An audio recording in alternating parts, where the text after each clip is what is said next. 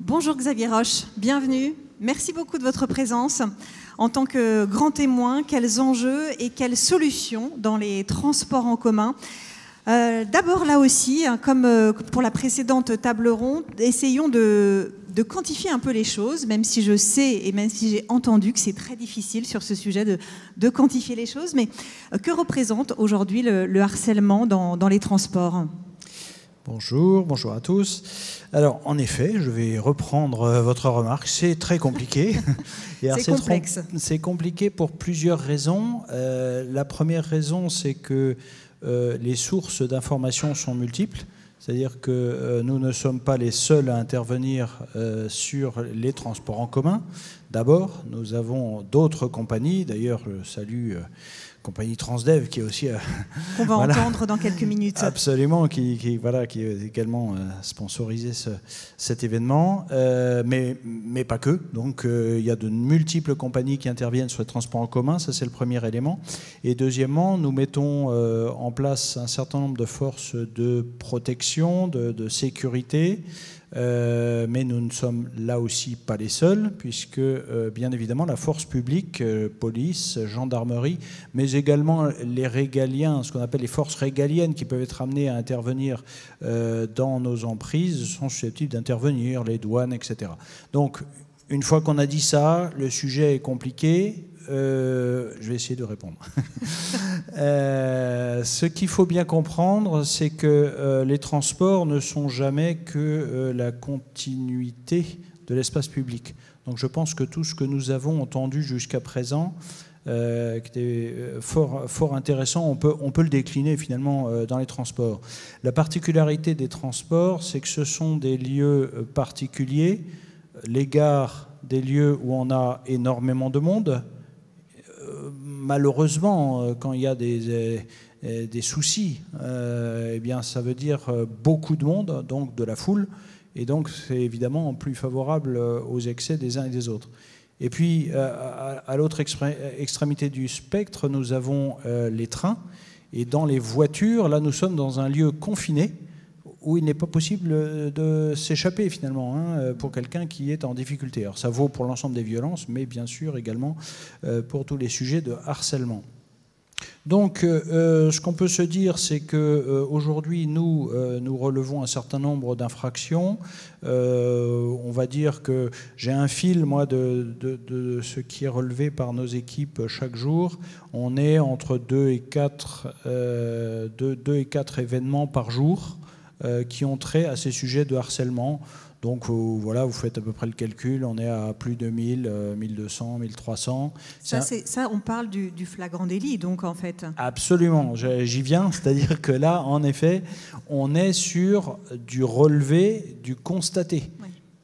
Et il n'y a pas de raison que nos chiffres soient différents de ceux qui ont été présentés avant sur la voie publique. Donc je vous laisse faire la multiplication en fonction des éléments qui ont été donnés précédemment. Et en effet, on est sur environ, on va dire 1200 en constaté. Là-dessus, on est environ, là aussi, je pense qu'on retrouve les mêmes chiffres que sur la voie publique. On se dit que c'est 93% de femmes environ. Avec souvent, alors ça dépend des endroits, c'est particulièrement vrai en région parisienne, on est à peu près à 25% de mineurs, de jeunes femmes mineures également. Donc vous voyez que le sujet est quand même assez prégnant sur l'ensemble de notre dispositif. Est-ce que les chiffres montrent une augmentation des violences ces dernières années ? Alors, là aussi, le sujet est compliqué parce que nous essayons de suivre cela évidemment dans la durée, mais comme tout le monde, nous avons eu la période de Covid qui est venue percuter évidemment notre suite logique de chiffres. On a eu évidemment beaucoup moins de transport et donc il est très compliqué de comparer. Néanmoins, si on prend notre année de référence, on peut se dire que en tout cas, nous, on a, par rapport à l'année dernière, donc on se dit qu'en 21, c'était encore le Covid, donc en 22, on était sorti, on se dit qu'on est à plus 29% d'interpellation pour des raisons d'atteinte sexuelle sur nos transports. Après, on avait sur eu un an, donc plus entre 2021 et 2022, on est à plus de 29%. À prendre avec précaution, encore une fois, puisque 2021 était sans doute une année basse compte tenu du Covid. Comment expliquez-vous d'ailleurs cette augmentation? Est-ce que vous avez des éléments de réponse pour expliquer cette hausse ou pas encore le recul nécessaire? Alors, nous, ce qu'on se dit... Alors, nous avons développé à la SNCF un observatoire de la sûreté ferroviaire au sens large, qui recoupe à la fois nos informations, les informations dont on dispose sur le secteur public. Donc, on essaie de coupler ces informations. Ce qu'on peut se dire, c'est que de manière générale, on observe une augmentation de la violence, quelle qu'elle soit. Ça, c'est général.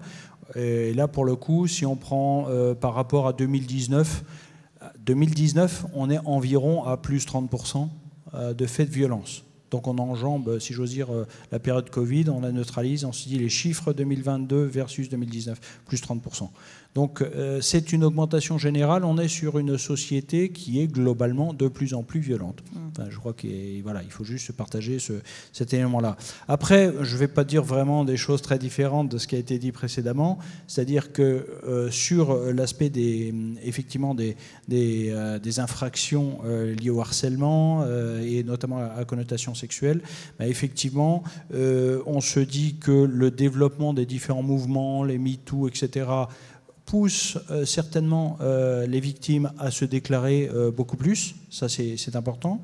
Et puis, deuxièmement, alors pour notre part, nous communiquons de plus en plus sur ces sujets-là et sur la possibilité d'avoir un recours, c'est-à-dire à la fois de pouvoir être aidé dans ces situations-là, d'avoir un secours, d'être accompagné dans ce genre de situation.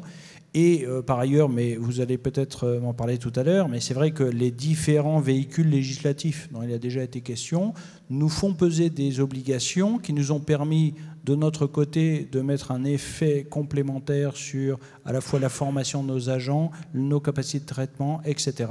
Ce qui nous a permis là aussi d'être plus réceptifs, et ça c'est un peu connu. Et j'en profite d'ailleurs puisqu'il est là, on a un kakémono donc, qui rappelle le 3117 ou 3117-7 par SMS. Je vous le signale, c'est un élément important. Là aussi, nous communiquons, et pas seulement le 25 novembre, nous communiquons tout au long de l'année sur cette possibilité d'être assisté lorsque vous êtes victime de ce type de comportement. Alors justement, sur les moyens mis en œuvre par la SNCF pour lutter contre le phénomène, la communication d'abord, et puis on peut parler aussi bien sûr du partenariat avec Youmet. Oui, alors bien sûr. Alors on va dire qu'on met en œuvre un certain nombre de choses. Alors les premières choses, très simplement, sont des moyens humains. Donc la sûreté ferroviaire, donc les agents avec l'uniforme que vous voyez à côté, sont présents sur l'ensemble du secteur ferroviaire, puisque nous agissons pour le compte de SNCF, mais également de certaines compagnies autres qui nous le demandent, et en tout cas on agit pour tout le monde dans les gares. Donc ça, ce sont 3000 agents répartis sur le territoire qui sont formés, assermentés, armés, et qui ont la capacité d'agir. C'est entre guillemets, et pardonnez-moi le raccourci pour les forces régaliennes, mais c'est un peu les policiers du ferroviaire. Je la fais courte, mais ils ont des moyens définis par le Code des transports, c'est pas de la sécurité privée, donc ils ont cette capacité à intervenir et à constater un certain nombre d'infractions au Code des transports. La réglementation le permet. Donc tout d'abord des moyens humains. Alors nos 3000 agents bien sûr, mais derrière, encore une fois, la police, la gendarmerie, donc de nombreux acteurs interviennent sur le périmètre. Deuxième volet, ce sont les moyens techniques. Alors, les moyens techniques, ça passe d'une part par la vidéoprotection. Donc nous développons de la vidéoprotection un peu partout dans les gares, un petit peu plus lentement dans les trains, mais 15 000 trains par jour, ça ne s'équipe pas en 20 secondes. Si on veut mettre 2 ou 3 caméras par voiture, vous imaginez ce que ça représente. En revanche, nos gares sont quand même assez bien couvertes en termes de vidéoprotection, et nous avons ce que nous appelons des vidéopatrouilleurs, c'est-à-dire des agents qui ne sont pas sur le terrain, mais qui sont derrière la caméra et qui sont en mesure de piloter leurs collègues.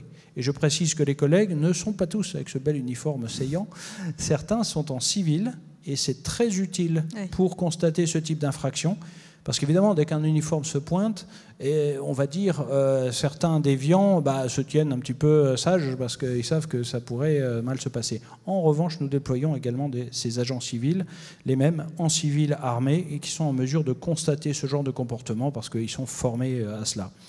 Le 31-17, en effet, je le replace, excusez-moi, mais je pense que c'est vrai. Non, c'est important. C'est très important parce que c'est une parade pour les victimes. Et pour les témoins, on en parlera peut-être, mais oui. Vous parliez tout à l'heure, c'est très intéressant, quelle est l'attitude d'un témoin? Et c'est vrai que quand on voit les niveaux de violence, etc., on peut comprendre parfois que les témoins hésitent à intervenir. Eh bien, ne serait-ce que cela, appelez le 31-17. Le 31-17 tombe chez nous. Nous avons un poste de commandement H24. Ce poste de commandement est en lien radio avec les équipes qui sont dans la gare. Ça veut dire que si on est témoin d'une situation de harcèlement, vraiment, la première chose à faire, c'est pas forcément d'intervenir, mais c'est tout de suite composer le 31-17. 31-17, ça vous garantit que dans les plus brefs délais, l'équipe qui est à proximité peut intervenir immédiatement. Ça, c'est valable si on est aussi dans le train ou non, à l'extérieur du train? Alors, nous avons quelques agents civils dans les trains. D'accord. Mais vous avez compris que nous avons 15 000 trains par jour, j'ai 3 000 agents, donc je ne vais pas vous mentir, il n'y a pas un agent par train. Mais néanmoins, le personnel de bord peut quand même, dans une certaine mesure, intervenir, personnel commercial, même si ce n'est pas sa mission numéro 1. Donc c'est vrai que dans les trains, c'est plus compliqué. Mais le 31-17, ça veut quand même dire que si je suis embêté entre deux gares, ça veut dire qu'une équipe peut attendre à la gare suivante. Alors, ça ne va pas régler le problème immédiat, mais en tout cas, c'est la capacité de faire intervenir quelqu'un à la gare suivante. Et puis, je reprends sur les moyens, les opérations de sensibilisation, en effet. Donc, nos agents sont certes des agents qui s'assurent du respect de la réglementation, mais ils sont là aussi pour apporter leur secours et leur aide aux victimes, mais également sensibiliser l'ensemble de la population. Et donc nous avons ce type de kakémono et des flyers, etc., que nous distribuons régulièrement sur le réseau à nos clients dans les opérations en gare, de manière à sensibiliser nos passagers, nos clients, à ce type de comportement et leur rappeler, encore une fois, le 31-17, bien sûr. Ça veut dire que vos agents reçoivent des formations spécifiques? Absolument. Nos agents sont formés pendant à peu près 10 mois. Et dans ces 10 mois de formation, ils sont formés à deux choses. D'une part, à leurs attributions propres en matière de lutte contre le harcèlement, puisque ça fait partie, la loi, le Code des transports nous l'a attribué comme l'une des missions prioritaires. Donc c'est la loi qui le dit, donc c'est quand même très clair. Donc nos agents sont formés à cela, ils sont au courant que ça fait partie des missions et de leur mission principale. Et donc après, c'est une manière de le décliner après sur leurs interventions, leurs modalités d'intervention. Et un deuxième élément qu'on a fait, qui me paraît là aussi très important, c'est que nous formons nos agents à la prise en charge des victimes. Et c'est-à-dire que une victime, une femme on va dire la plupart du temps, se tourne vers une équipe, elle aura certainement un accueil par des gens qui connaissent le sujet, une approche bienveillante, on va les accompagner, on va les mettre déjà en sécurité par hypothèse, on va les accompagner, on va les aider si ces victimes le souhaitent pour déposer plainte et nous les prenons en charge si, je dirais, l'agression permet à la victime de reprendre son chemin, eh bien on va l'accompagner pour l'aider à franchir les quelques petites difficultés. Si par exemple elle a raté son train, ou etc., hop, on va immédiatement la reprogrammer et lui permettre de prendre le train suivant, on va dégager la piste, si je puis dire, pour lui permettre de continuer son voyage après avoir été prise en charge par nos équipes. La loi de 2018 a-t-elle changé les choses pour la SNCF? Est-ce qu'elle vous a donné des instruments supplémentaires? Oui, alors je risque de redire un peu ce qui a déjà été dit, mais effectivement, la création de cette contravention de 4e classe est intéressante pour nous. Alors certes, on peut discuter du niveau de sanction, mais surtout, elle introduit la notion de fait unique. Alors qu'avant, en réalité, il fallait répétition du fait pour que nous puissions intervenir. Alors que maintenant, une de nos équipes civiles ou uniformes constate un fait, immédiatement la sanction peut tomber. Et ça, c'est quand même un changement, une évolution majeure pour nous. Ça nous donne beaucoup plus de possibilités pour agir. On a parlé de la nécessité de s'emparer collectivement du sujet. Est-ce que vous avez des discussions au niveau européen avec éventuellement d'autres opérateurs sur ces thématiques? Est-ce que c'est un sujet dont vous vous saisissez à l'échelle européenne? Alors, c'est très compliqué là aussi, parce que nos systèmes de transport ne sont pas comparables, et notamment, il n'existe pas l'équivalent de la sûreté ferroviaire dans les autres pays européens, mis à part la Pologne, qui a un système à peu près comme le nôtre. Dans les autres pays européens, la sûreté à bord des transports est soit exercée par la police, soit exercée par des agents commerciaux de la compagnie. Une fois que j'ai dit ça, nous avons malgré tout une Union internationale des chemins de fer qui a un certain nombre de familles de travail, on va dire, et nous avons une plateforme sûreté qui nous permet d'échanger avec nos collègues sur ces sujets-là. Néanmoins, et comme l'a souligné M. Decker, je crois, tout à l'heure, l'approche n'est pas la même dans tous les pays européens, la sensibilité n'est pas la même et l'encadrement réglementaire n'est pas le même. Donc c'est compliqué, mais on échange. La semaine prochaine, je serai justement sur un congrès de cette plateforme sûreté et nous avons prévu effectivement d'évoquer ce type de sujet pour voir un peu comment les autres étaient susceptibles de mettre en place des moyens comparables aux nôtres. Merci beaucoup Xavier Roche, merci d'avoir accepté d'être le grand témoin de ce colloque.